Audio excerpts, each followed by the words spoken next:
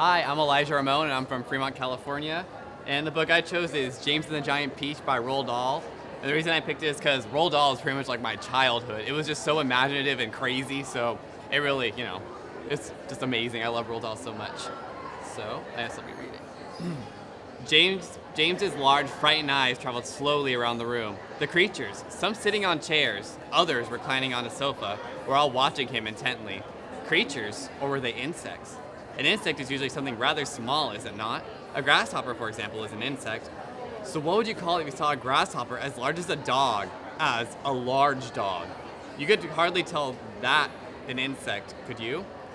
There was an old green grasshopper as large as a dog sitting on a stool directly across the room from James now.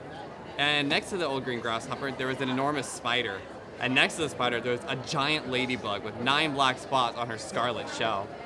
Each of these 3 were squatting upon a magnificent chair. On a sofa nearby, reclining comfortably in a curled-up position, there was a centipede and an earthworm.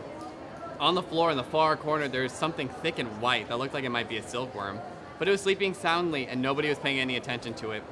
Every one of these creatures was at least as big as James himself, and the strange greenish light that shone down somewhere in the ceiling, they were absolutely terrifying to behold. "I'm hungry," the spider announced suddenly, staring hard at James. "I'm famished," the old green grasshopper said. "So am I," the ladybug cried.